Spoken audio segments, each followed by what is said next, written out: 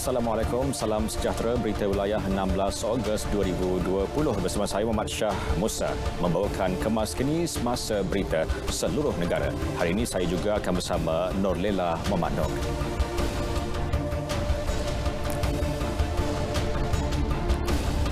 Baiklah, lintas langsung dari negeri-negeri, kita mulakan dengan perkembangan berita dari RTM Selangor bersama Nurul Nurashikin Abu Syari.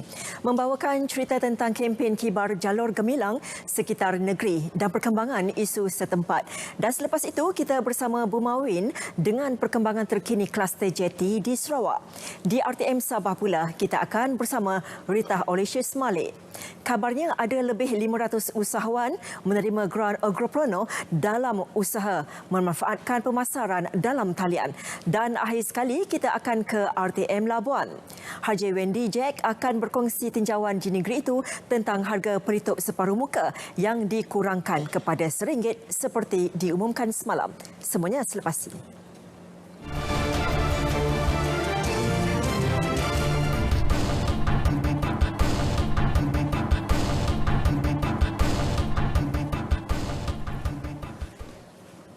Kementerian Pengangkutan akan merujuk kepada Agensi Pengangkutan Awam Darat APAD bagi melihat keperluan penyediaan perkhidmatan pengangkutan awam merentas Johor, Singapura. Jelas Menteri Pengangkutan Datuk Seri Wee Ka Siong, bermula esok negara sudah bersedia sepenuhnya bagi pergerakan rentas sempadan antara Malaysia Singapura menerusi skim laluan hijau timbal balik RGL dan peraturan ulang alik berkala PCA. Ya, kita akan lihat jumlahnya. Kalau pengangkutan awam dia beroperasi, dia melibatkan kos. Kalau tak ada orang yang dibawa, dia tak akan beroperasi kerana akan rugi. Jadi mesti ada satu pencaturan yang terapi, satu perancangan yang rapi supaya apa yang dilakukan itu sebenarnya akan menguntungkan. Beliau mengulas perkara itu selepas merasmikan pembukaan SJKC Ladang Gresik. Tambahnya, Kementerian Pengangkutan juga akan membantu APAD bagi melancarkan operasi pengangkutan awam rentas sempadan. RGL membolehkan perjalanan rentas sempadan bagi tujuan perniagaan dan rasmi yang penting, manakala PCA membolehkan pemegang pas imigresen jangka panjang bagi tujuan perniagaan dan kerja masuk ke salah satu negara. Pelaksanaan Perintah Kawalan Pergerakan diperketatkan PKPD secara pentadbiran TEMCO di Kedah hanya akan dilaksanakan di lokasi-lokasi terjejas. Menteri Besar Kedah, Ahmad Sanusi Makno berkata, beliau akan mengemukakan syur agar perintah itu tidak dilaksanakan di seluruh negeri bagi mengelak ekonomi negeri kembali terjejas. Bagaimanapun, keputusan akhir tertakluk kepada hasil mesyuarat khas Jawatankuasa Keselamatan Negeri COVID-19 di Wisma Darul Aman malam ini. Dengan ambil mudah perkara ini dan jangan menyebarkan maklumat yang kita tidak pasti. Maklumat berkaitan COVID-19 hanya dikeluarkan oleh Kementerian Kesihatan Malaysia. Apa-apa tindakan TEMCO, PKP hanya boleh dikuatkuasakan oleh MKN di peringkat pusat. Pengumuman berkaitan dengan ini hanya boleh dibuat oleh Menteri Kanan ataupun Ketua Pengarah Kesihatan Malaysia. Kerajaan negeri boleh membuat syur-syur. Beliau mengulas perkara itu selepas menyampaikan sumbangan zakat Bank Rakyat sebanyak RM97,000 kepada 11 asnaf di daerah Sig. Muhammad Sanusi juga menasihatkan penduduk agar tidak menyebarkan berita palsu yang boleh mengundang rasa panik masyarakat. Tambahan satu kluster baharu semalam menjadikan 4 kluster dikenal pasti di Kedah, iaitu Sibagangga, Tawar, Muda dan kluster Salah. Daerah terjejas ialah Kubang Pasu, Padang Terap, Kulim, Baling, Kuala Muda dan Yan. Dalam perkembangan sama, Polis Kedah bersedia untuk menjalankan sekatan jalan raya SJR di kawasan TEMCO sekiranya diperlukan berikutan wujudnya 4 kluster COVID-19 di negeri itu. Ketua Polis Kedah, Datuk Hasanuddin Hassan berkata ketika ini 10 SJR dilaksanakan iaitu di Padang Terap dan Kubang Pasu, kawasan yang dikenakan PKPD secara bersasar bagi kluster Sibagangga. Setakat ini tiada SJR di daerah lain termasuk kawasan kluster Tawar, Muda dan kluster Salah. Kami polis ni hanya membantu pihak KKM. KKM adalah Kementerian Kesihatan Malaysia berdasarkan pada Akta 342. Anda begitu juga dengan apa dipanggil PKPD ataupun TEMCO, Targeted Enhanced dia punya ni, itu pun setelah diputuskan oleh bukan pucuk pimpinan oleh kerajaan. Oleh kerajaan. Kalau kerajaan kata TEMCO, kami pun apa pun kita dah siap dah lokasi-lokasi yang kita akan buat sekatan. Mengenai kluster muda, jangkitan dikaitkan dengan anggota polis, kerja-kerja sanitasi telah dijalankan di seluruh IPD Kuala Muda, manakala kontak rapat kepada kes telah diarahkan menjalani kuarantin. Datuk Hasanuddin bercakap dalam sidang media selepas majlis serah terima tugas Ketua Polis Daerah Kota Star baru iaitu ACP Nur Azman Muhammad Nor. Penularan jangkitan COVID-19 dari kluster Siba Gangga berjaya dikawal hasil tindakan pantas kerajaan mengadakan PKPD bersasar atau TEMCO di 5 kawasan terjejas sekitar Kedah dan Perlis. Menurut Menteri Kanan Keselamatan, Dato' Sri Ismail Sabri Yaakob, buat masa ini tidak ada lagi penyebaran virus daripada kluster tersebut.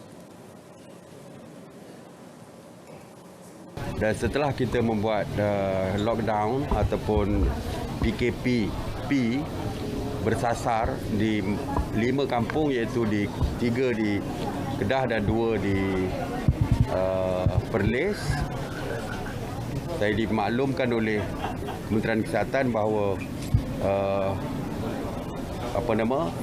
virus yang dibawa dari Siba Gangga itu telah dapat dikonten ataupun telah dapat dikawal.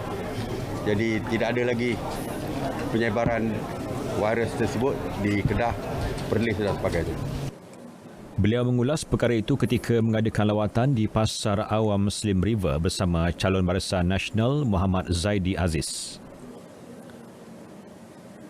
Buat masa ini tiada keperluan untuk meminda akta untuk mengurangkan jumlah kompaun atau denda atas kesalahan berkaitan Perintah Kawalan Pergerakan Pemulihan termasuk tidak memakai pelitup separuh muka. Ia kerana orang ramai masih boleh merayu sama seperti peruntukan undang-undang lain.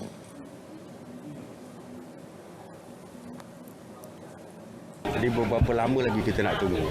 Jadi kita teruskan apa yang ada, tetapi boleh bicara, boleh digunakan untuk mengurangkan kompaun yang dikenakan.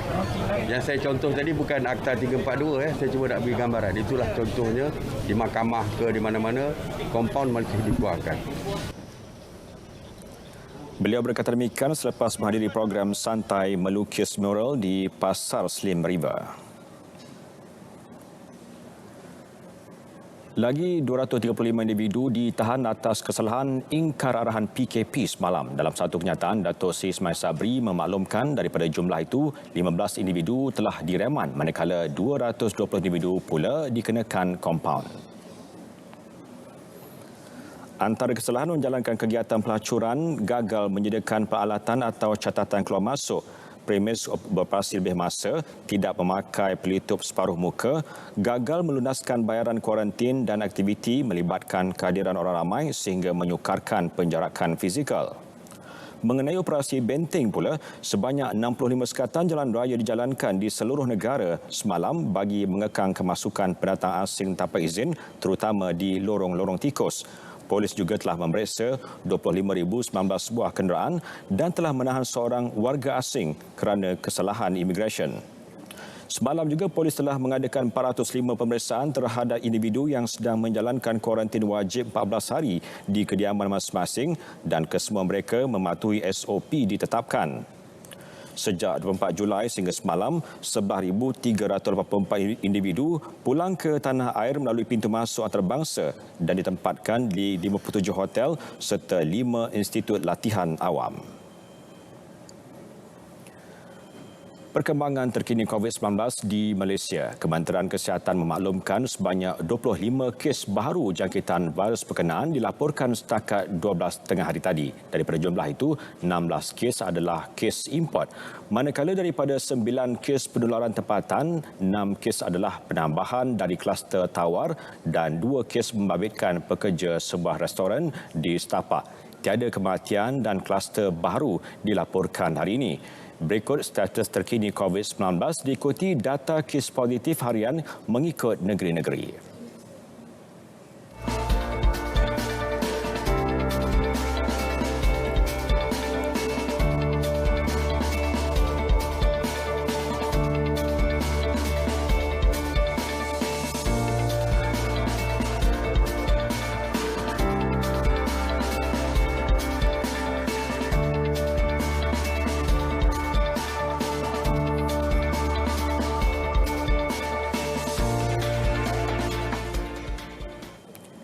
Situasi COVID-19 terutamanya di Kedah seharusnya menjadikan rakyat agar terus berhati-hati. Malah lebih menggusarkan lagi apabila Kementerian Kesihatan mengesahkan mutasi jenis D614G dikesan terhadap 3 kes kluster tiba gangga dan ulu tiram.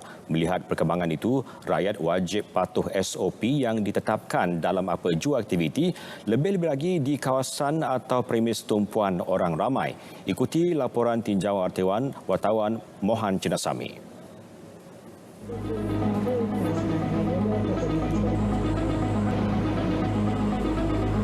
Dalam tinjauan di beberapa lokasi tumpuan di Ibu Negara seperti di Jalan Tunku Abdul Rahman, Masjid India dan beberapa lagi lokasi lain mendapati orang ramai patuh dengan memakai pelitup separuh muka di kawasan awam dan ketika menggunakan pengangkutan awam. Malah, mereka kelihatan berdisiplin dengan amalan norma baharu ketika memasuki premis perniagaan dengan melakukan penjarakan fizikal. Macam kita kena jaga ekonomi juga, sebab ekonomi pun kalau lockdown pun susah juga untuk rakyat. So better kita pakai mask ni sebagaimana saranan kerajaan supaya semua orang boleh back to normal life. Ikut kawasan lah, yang mana kes yang meningkat di situ dikenakan PKP lah. Yang tidak perlulah saya rasa, sebab tempat lain dah okey kan. Bagi pemilik premis perniagaan pula, mereka tidak akan membenarkan pelanggan memasuki premis sekiranya tidak memakai pelitup separuh muka. Memang tak bagi siapa pun masuk dalam kawasan kedai ini jikalau dia tak memakai masker. Biarpun letak suhu pun okey, tapi masker tak pakai. Sekarang COVID-19 kan banyak, masih ada lagi. Jadi kita tetap tak dibenarkan untuk masuk kawasan kedai ini. Juga melarang kepada semua pelanggan-pelanggan saya untuk mencuba apa juga jenis kain dalam kedai ini. Contohnya saya punya hand shop ke, baju ke, face mask ke, apa juga yang barang yang saya jual, saya tidak benarkan mereka untuk mencuba terlebih dahulu sebelum mereka membeli. Sebab apa? Kita pun tak kenal mereka ni siapa, apa jangkitan yang mereka ada, apa penyakit yang mereka ada, kita tak tahu.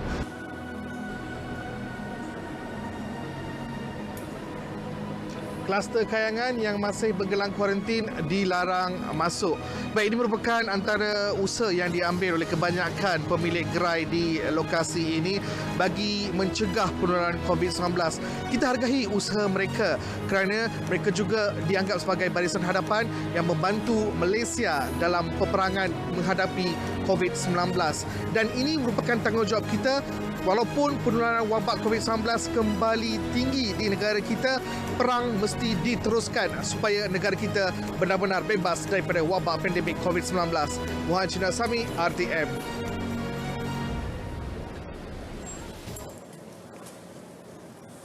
Pihak berkuasa tempatan PBT disaran menggunakan pendekatan lebih berhemah dan menang-menang dalam menangani isu lambakan peniaga dan penjaja kecil tidak berlesen. Menurut Menteri Wilayah Persekutuan Tan Sri Anwar Musa, proses mendapatkan lesen perniagaan juga perlu dipermudahkan. Bagaimanapun, kepada peniaga mereka perlu memilih tempat yang sesuai dan tidak melanggar peraturan ditetapkan. Jadi saya minta penguatkuasa dan pegawai bandaraya guna dua-dua pendekatan. Enforcement saya tegaskan mesti diteruskan, ya. Tetapi dalam masa kita membuat enforcement, kita gunakan pendekatan engagement, konsultatif dan membantu. Bukan hanya engagement, buat enforcement untuk yes and no saja. Kalau kita jumpa, tanya dia, adik ni duduk mana, ya? Adik ni kerja apa? Adik nak berniaga apa? Adik nak cari tempat yang macam mana. Kat sini minta tolong jangan buat macam ini salah, datang ke pejabat runding. Jadi sambil-sambil bekerja kita membantu.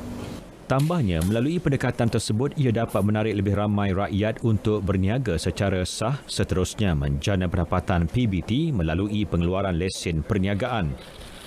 Tan Sri Anwar berkata demikian selepas menyampaikan lesen perniagaan kepada peniaga kecil di kawasan perindustrian Batu Muda di Ibu Negara.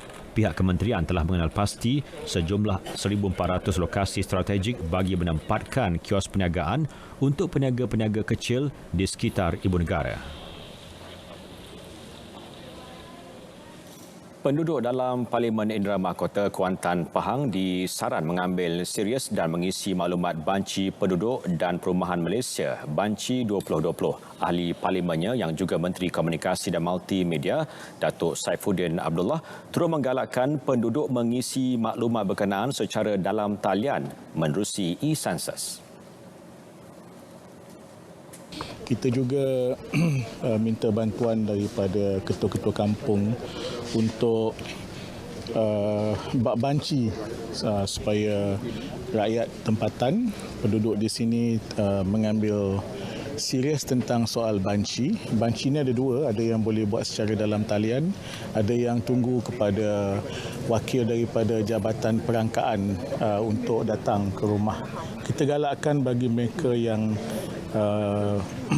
bersedia untuk buat bancian ini secara dalam talian. Beliau menyatakan demikian selepas program Info on Wheels penyerahan bendera kepada nelayan kampung pelindung pantai di Besrah, Kuantan. Di Pahang pula, 428,000 tempat kediaman dengan 1.6 juta penduduk terlibat dengan Banci 2020 sejak 7 Julai lepas sehingga 24 Oktober ini. Daripada keseluruhan jumlah kediaman itu, lebih 65,000 pemilik kediaman akan menerima postcard My Census untuk pelaksanaan banci fasa pertama bagi membolehkan isi rumah mengisi soal sidik secara dalam talian. Sementara operasi pembancian fasa kedua secara bersemuka akan dilaksanakan mulai 7 hingga 24 Oktober depan melalui temu bual peribadi bantuan komputer CAPI, temu ramah bertulis PAPI dan serah dan ambil DOPU. Langkawi hari ini secara rasmi diisytiharkan sebagai hub coklat negara. Menteri Perusahaan, Peladangan dan Komoditi Datuk Dr. Muhammad Khairuddin Aman Razali yang menyempurnakan majlis pengisytiharan itu berkata ia selari hasrat pihak kementerian menjadikan Malaysia sebagai King of Chocolate di rantau Asia. Kewujudan hub ini juga akan merancangkan lagi pembangunan sektor hiburan kopi di pulau ini insya-Allah. Di samping itu akan menjadi pemangking untuk mempromosikan produk coklat, khususnya coklat buatan tempatan yang seterusnya akan menyumbang kepada pembangunan aktiviti pengeluaran produk coklat. Beliau berkata demikian dalam sidang media sempena pelancaran Langkawi sebagai hub coklat di Langkawi. Pada majlis ini, beliau turut menyampaikan sijil kepada 25 bakal usahawan coklat yang telah berjaya mengikuti kursus asas pembangunan usahawan coklat buatan tangan. Selain menyampaikan bantuan insentif input pertanian kepada 46 pekebun kecil koko zon utara di bawah pakej rangsangan ekonomi Prihatin 2020 sebanyak RM13,000. Ia bagi membantu golongan terbabit yang terkesan dengan penularan pandemik COVID-19.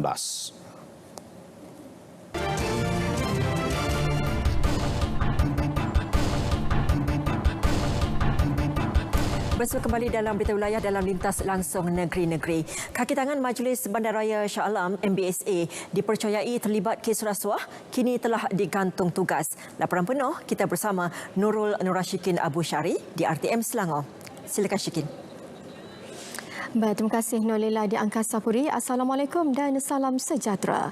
Datuk Bandar Shah Alam Datuk Haris Kasim mengesahkan 9 pegawai dan anggota MBSA yang ditahan SPRM telah digantung tugas. Tindakan itu jelasnya rutin biasa dijalankan oleh mana-mana jabatan kerajaan terhadap penjawat awam yang sedang disiasat. Ini rutin biasa bagi penjawat awam.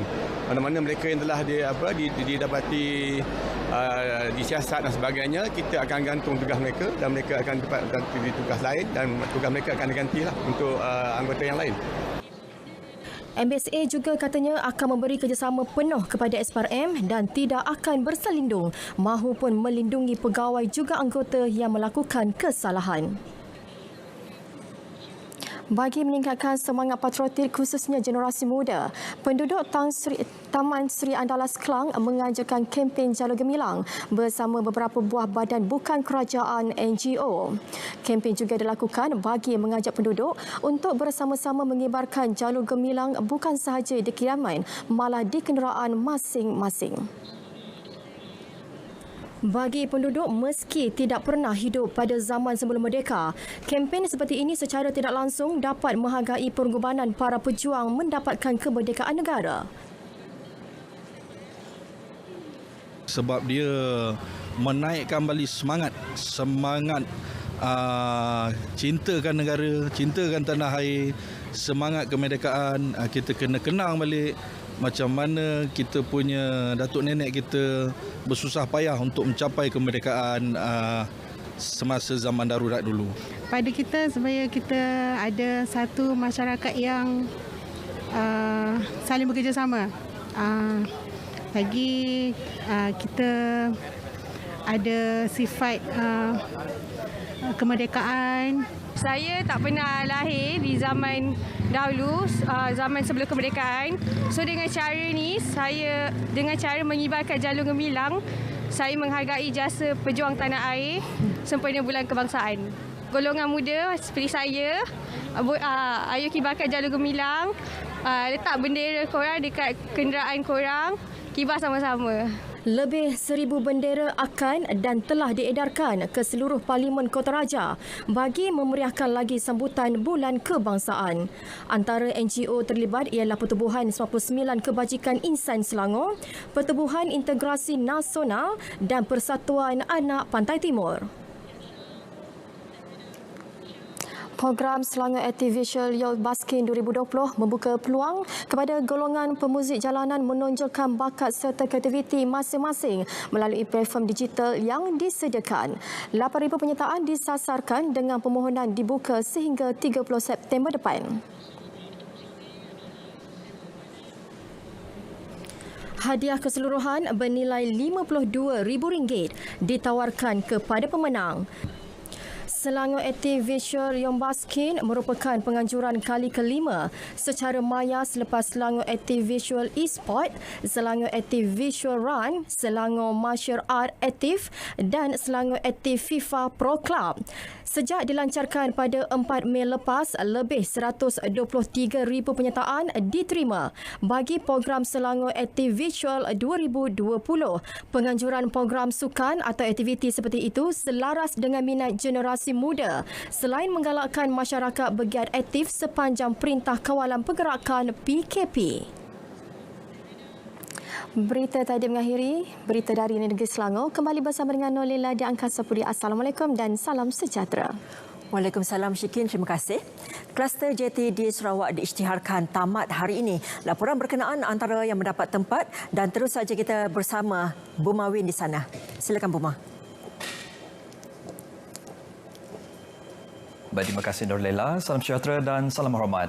Perkembangan COVID-19 di Sarawak. Jawatan Kuasa Pengurusan Bencana Negeri JPBN Sarawak memaklumkan bahawa kluster JT diisytiharkan tamat hari ini. Kluster JT ini merupakan salah satu kluster di Kuching yang dikesan pada 19 Julai lalu. Menerusi kenyataan, JPBN berkata kluster ini melibatkan sebuah jeti kapal perikanan di Pending, Sarawak dengan 2 kes positif COVID-19 telah dikesan dan kesemua kes telah pulih dan discharge dari hospital. Secara keseluruhan, seramai 68 kontak terdiri daripada 29 orang warga negara tempatan dan 39 orang bukan warga negara Malaysia telah disaring. Kluster jeti Kuching telah dikenal pasti pasti berpunca dari jangkitan tempatan iaitu jangkitan di dalam komuniti.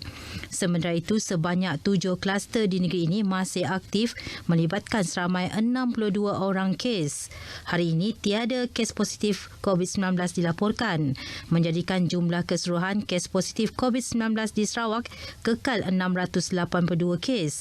Seramai 4 orang masih menerima rawatan di ward isolasi hospital dan jumlah kematian kekal 19 orang. Dalam pada itu, seramai 21 pesakit dalam siasatan baru dilaporkan dan 2 kes masih menunggu keputusan ujian makmal. Kawasan Telaga Air, Pantai Damai dan Lunduk Sematan akan dibangunkan sebagai pusat tarikan pelancong. Menurut Ketua Menteri Sarawak, Datuk Patinggi Abang Johari Tonopeng, ketiga-tiga kawasan ini berpotensi menarik ramai pelancong sekaligus membuka ruang bagi pembangunan sosioekonomi penduduk di kawasan berkenaan. Datuk Patinggi Abang Johari berkata setiap kawasan tersebut memiliki tapak-tapak Ramsar yang dilihat akan menjadi destinasi ekopelancongan terkenal di Sarawak. Saya berkesempatan naik bot melihat potensi daripada muara sungai Telaga Air ini hingga ke hujung kampung Aur.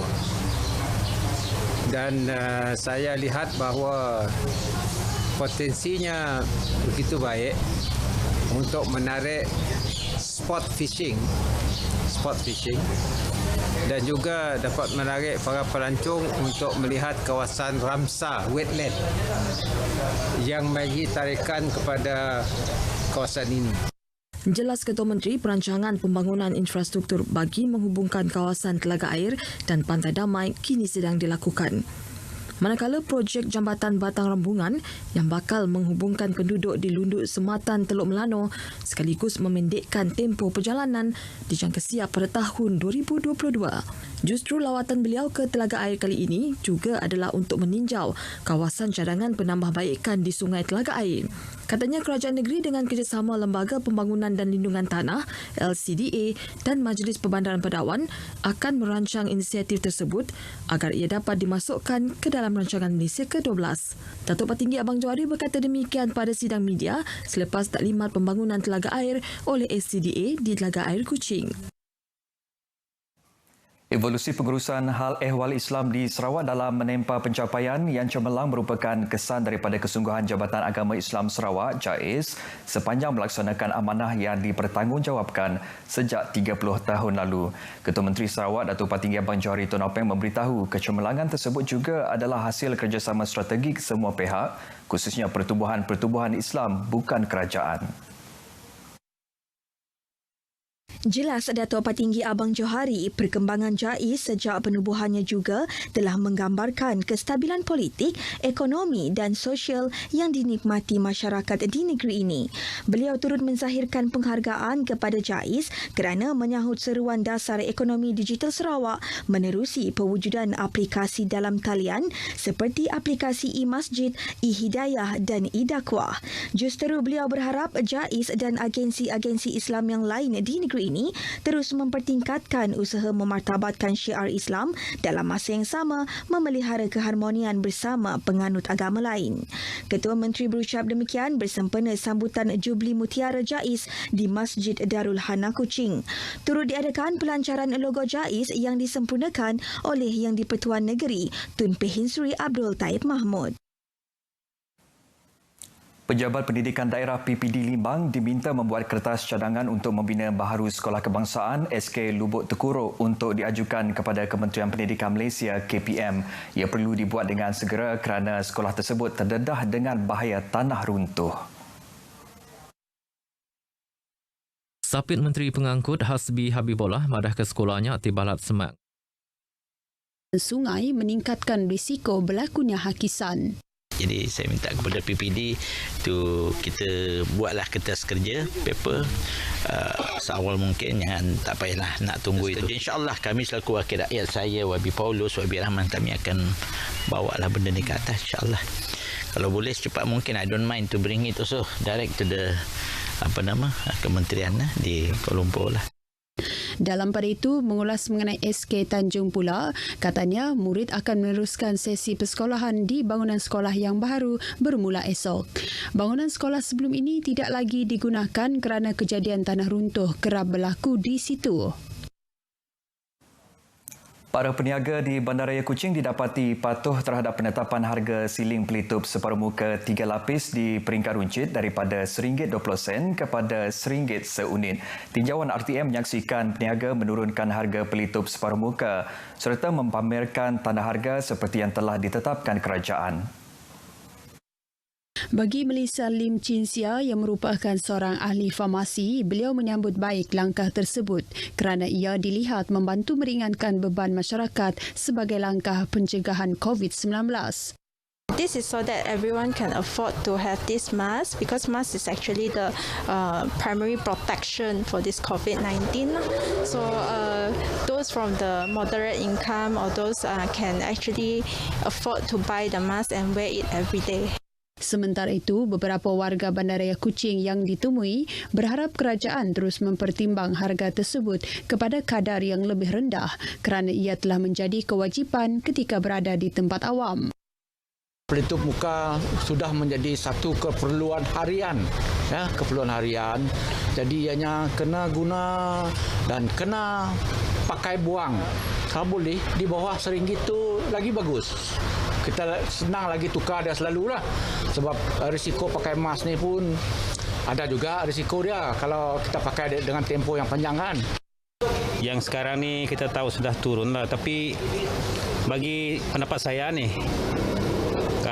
baguslah kalau turun sikit lagi. Sebab penggunaannya memang selalulah kalau pergi pasar kan kena pakai, pergi mana-mana pun kena pakai. So kalau ulang alik beberapa kali, so kita memerlukan mask yang topeng yang banyak jugalah. Sebab esok dah mula sekolah. Sekolah anak-anak semua kena pakai mask. Mun yang anaknya seorang dua orang okey juga. Mun yang ramai-ramai anaknya 4-5 orangnya pakai mask sikit sehari. Mun demiak tu si dapat sikit sehari. Bekal lagi dalam beg at least 2 ke. Macam ya. Berkuat kuasa semalam, harga siling pelitup separuh muka 3 lapis di peringkat runcit diturunkan kepada RM1 seunit manakala 95 sen seunit bagi harga borong. Baik, sekian berita dari Sarawak. Kita kembali bersama Lela di Angkasa Puri. Silakan Lela. Baik, terima kasih Bu Mawin. Lebih 500 usahawan telah menerima grant agropreneur masing-masing di Sabah. Dan bagi mengetahui laporan penuh juga perkembangan semasa dari negeri di bawah bayu, langsung kita bersama Rita Orisius Malik di RTM Kota Kinabalu. Silakan Rita. Terima kasih Norlela. Salam sejahtera. Seramai 505 usahawan tani atau agropreneur muda di Sabah mendapat manfaat menerusi program agropreneur muda PAM di bawah Kementerian Pertanian dan Industri Makanan melalui bantuan geran agropreneur muda GAM berjumlah RM7.23 juta. Ia meliputi sektor tanaman, perikanan, ternakan dan industri makanan sejak 2016 hingga 31 Mei tahun ini. Timbalan Menteri Pertanian dan Industri Makanan 2, Dato' Cik Abdullah Matnawi berkata, PAM bertujuan menggalakkan penglibatan golongan muda dalam sektor agro makanan selain berupaya meningkatkan pengeluaran hasil di seluruh negara. Mana setakat ni kita tak ada masalah dari segi banyak, tapi kita berusaha untuk meramaikan lagi maknanya usahawan-usahawan ni supaya mengambil peluang. Beliau bercakap kepada media selepas lawatan ke Kampung Tawadakan dan Kampung Kulambai Kota Belud. Sementara itu, usahawan muda di negeri ini bersyukur dengan bantuan geran tersebut. Jadi dengan bantuan dan geran agropreneur muda ini, memang kami terus dapat mesin-mesin, alat-alat untuk kemudahan meningkatkan pembukaan tanah dan meningkatkan hasil tanaman kami. Dan kita dapat geran agropreneur muda. Selepas itu kita banyak iktiraf produk kita untuk lagi baik dari segi kualiti dan ketahanan dan juga dia punya appearance lah. Lebih 6,000 agropreneur di seluruh negara menerima kelulusan geran agropreneur muda dari Januari 2016 hingga 30 Jun tahun ini melibatkan peruntukan RM104.35 juta. Sementara itu, usahawan tani muda digalakkan meluaskan skop perniagaan dengan menggunakan medium pemasaran dalam talian yang berupaya membantu meningkatkan perusahaan bertaraf global.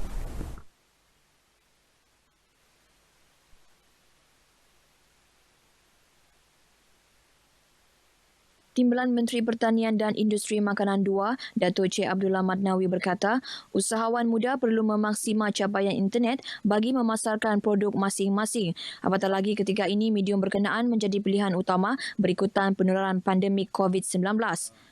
Sebagaimana yang kita faham di peringkat awal, PKP ini berlaku beberapa gencatan ataupun hiccup dalam pemasaran ini, dan usahawan-usahawan ini mula melihat jalan-jalan keluar, dan antara jalan keluar yang terbaik yang kita nampak paling berpotensi ialah melalui pemasaran online ini.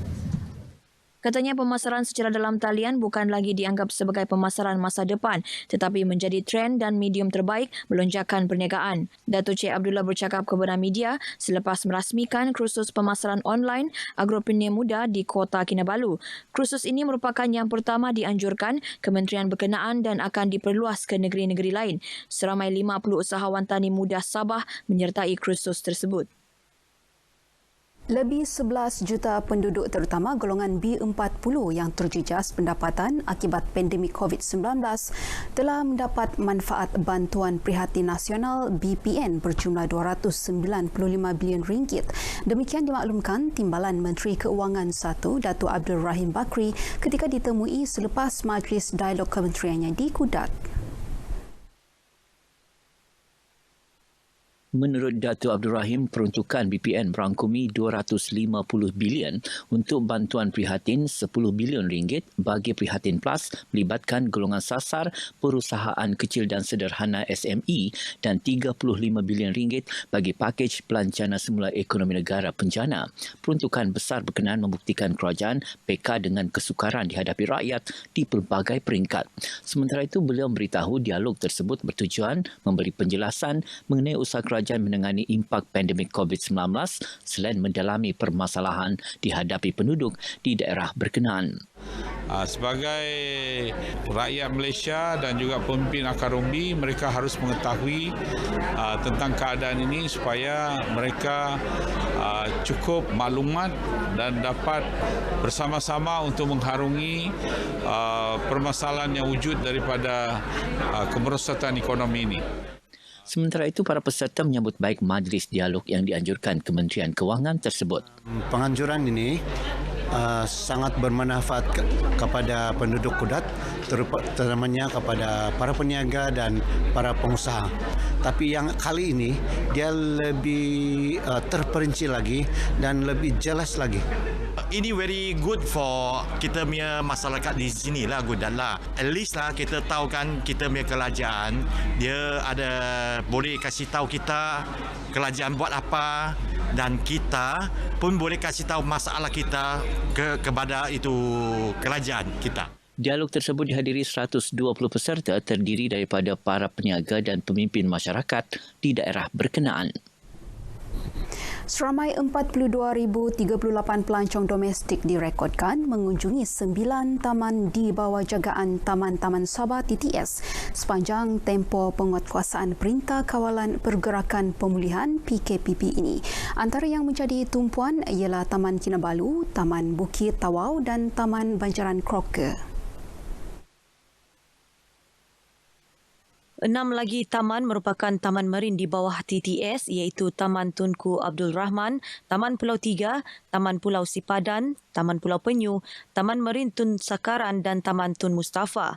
Pengarah TTS Dr. Maklarin Lakim ketika dihubungi RTM berkata, daripada jumlah itu Taman Kinabalu mencatatkan jumlah tertinggi iaitu 17,514 orang, diikuti Taman Tunku Abdul Rahman sebanyak 6,881 pelancong dan Taman Marin Tun Sakaran 6,710 pelancong. Sementara Taman Bukit Tawau catat seramai 4,845 orang orang, diikuti Taman Banjaran Crocker 3,472 pelancong.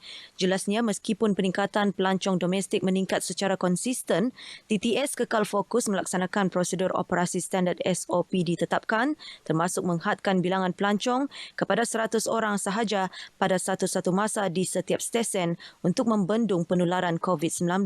Dr. McLaren turut berterima kasih atas kerjasama baik pengunjung yang mematuhi SOP bagi memastikan taman-taman ini bebas COVID-19 sekaligus merangsang ekonomi penduduk setempat.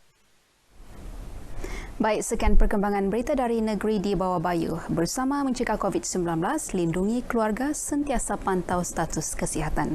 Kembali bersama Norlela di Angkasa Puri. Silakan. Terima kasih. Seperti yang diumumkan kerajaan, bermula semalam, harga siling pelitup separuh muka diturunkan kepada RM1 seunit dan bagi memastikan pematuhan yang ditetapkan, unit penguatkuasaan KPDN HEP Labuan melakukan pemantauan sekitar pusat bandar. Selain pemantauan di premis kesihatan, Ketua Penguatkuasa Anwar Kanari turut memaklumkan penguatkuasaan turut dibuat di Pasar Raya. Alhamdulillah, setelah pemeriksaan dilakukan pada hari ini, kita dapati peniaga mematuhi peraturan ataupun harga yang telah ditetapkan. Dan lebih istimewa pada hari ini kita lihat di pelabuhan yang mana pelitup muka dijual pada 60 sen sekeping. Itu saya rasa cukup bagus untuk membantu pengguna-pengguna di Labuan untuk mendapatkan pada harga yang lebih rendah daripada yang ditetapkan. Sepanjang tempoh PKP, pihaknya telah melakukan pemeriksaan ke atas 3,156 premis bagi memantau harga pelitup separuh muka.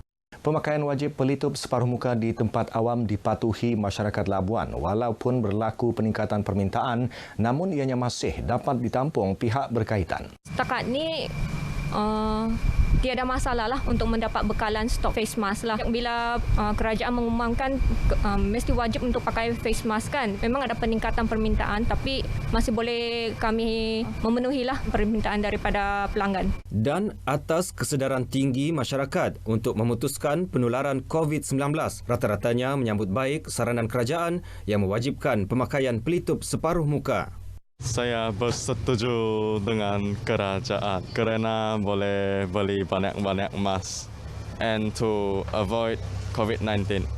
Memang paling bagus. Inilah paling bagus mask. Mana-mana pun. Kita di rumah pun kadang pakai juga, keluar pun pakai. Kadang-kadang ada yang kampung-kampung yang tidak mampu. Memang murah, bagus. Warga pendidik di Labuan digalak terus mempertingkat kemahiran serta pengetahuan terutamanya dalam bidang teknologi maklumat ICT.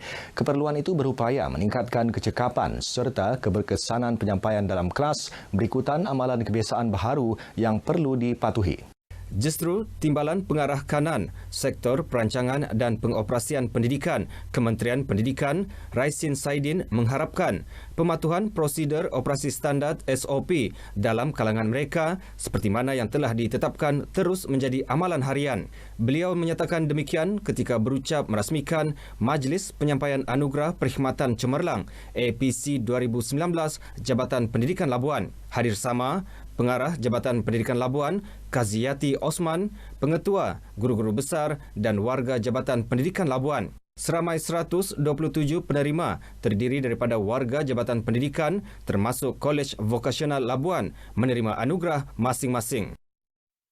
Selaras dasar pembangunan luar bandar, pelbagai program terus dilaksana Jabatan Kemajuan Masyarakat Kemas Labuan dalam memperkukuh hubungan komuniti desa bersama agensi kerajaan. Antaranya penganjuran program Komuniti Sejahtera PKS Kemas.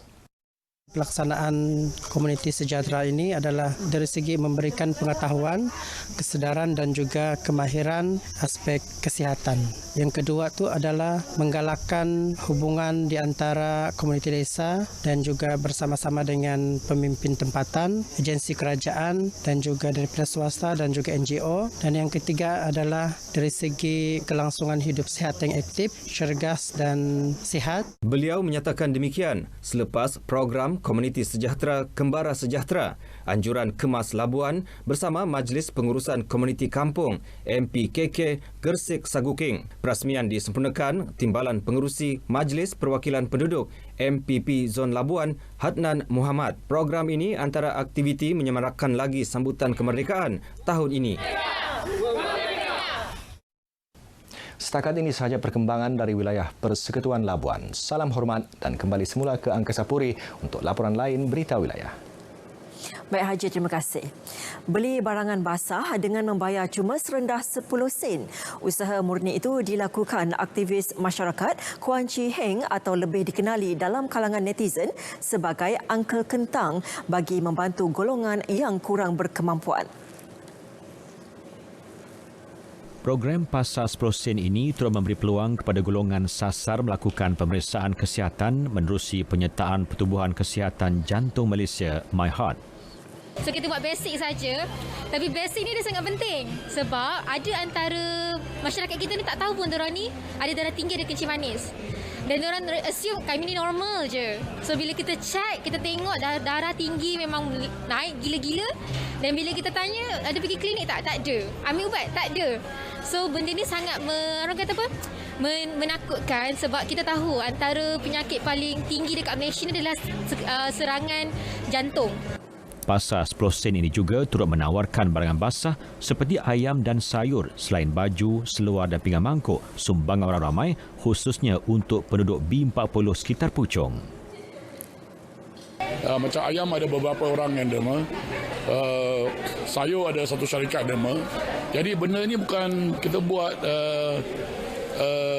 hanya sekali, tak ada. Kita akan buat kerap supaya kita boleh mengurangkan kesengsaraan hidup dan juga mengurangkan jenayah.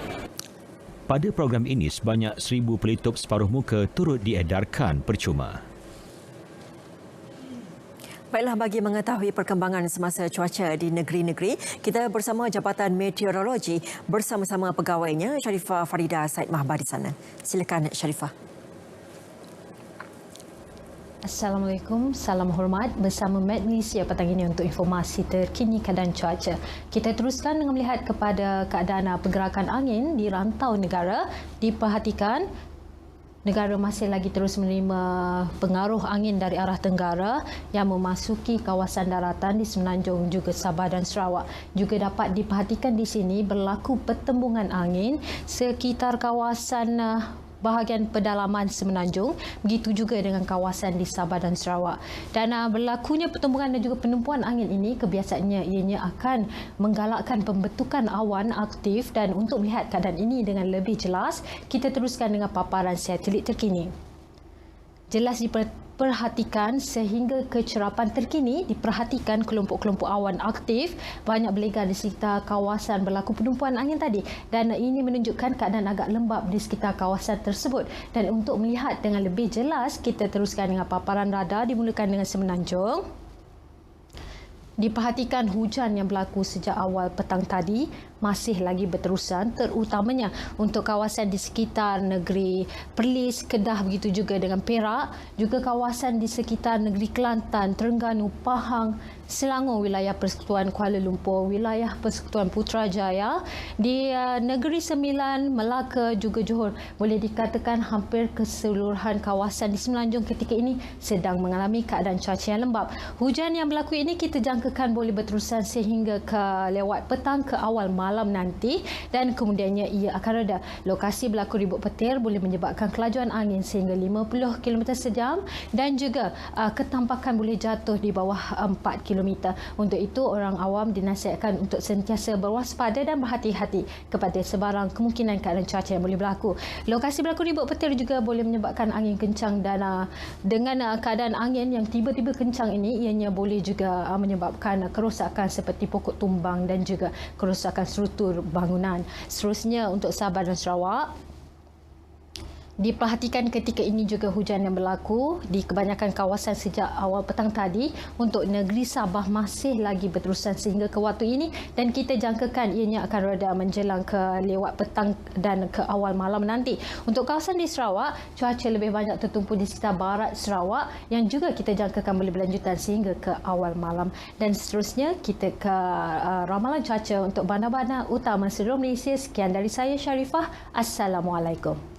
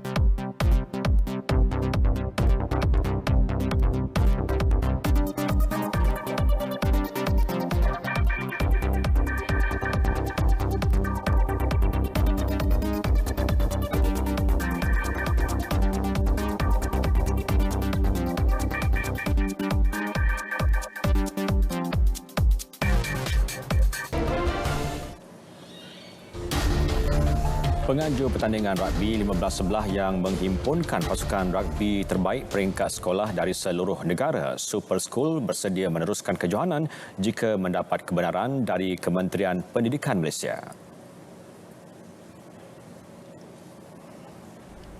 Menurut pengarah pertandingan Syahrizin Syahrudin, bagi memastikan pemain dan pegawai yang terlibat tidak berisiko dijangkiti COVID-19, prosedur operasi standard SOP penganjuran sukan yang melibatkan sentuhan seperti rugby akan dipatuhi.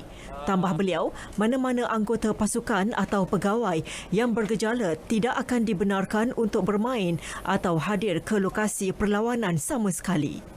Kita memang sentiasa bersedia. In fact, kalau ikut SOP memang kita dah prepare SOP untuk meneruskan kejohanan. Tapi kita memang tunggu lampu hijau daripada pasukan sendirilah sama ada mereka ingin meneruskan. Buat masa ni daripada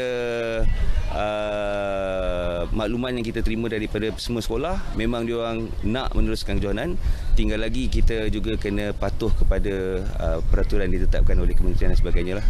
Kejohanan Rugby Malaysia Super School 15-11 ditunda berikutan arahan KPM agar semua program sukan dan aktiviti ko-kurikulum ditangguhkan susulan penularan wabak COVID-19 Mac lalu.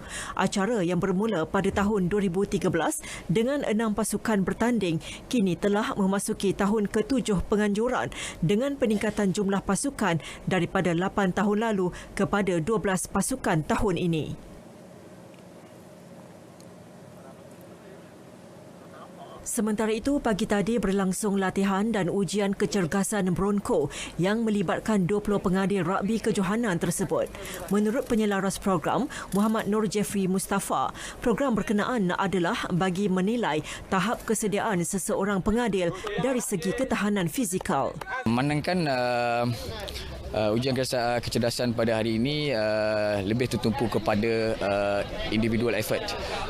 Jadi kita sebenarnya nak memudayakan setiap daripada kita untuk sentiasa berada dalam keadaan yang baik dari segi kesihatan fizikal dan juga kecerdasan. Ketua Pengadil Kejohanan, Nik Muhammad Ramadan Nik Abdullah pula memberitahu persediaan mental pengadil juga harus diberi perhatian. Kita upgrade tentang law. Okey, jadi kita membantu dari segi permainan, kita membantu pemain untuk mengetahui tentang undang-undang terbaru. Okey, di samping itu kadang-kadang ada kita buat kelas untuk pemain untuk kita upgradekan law masing-masing supaya tahap permainan rugby di Malaysia ni setanding dengan permainan rugby di peringkat Asia khususnya lah.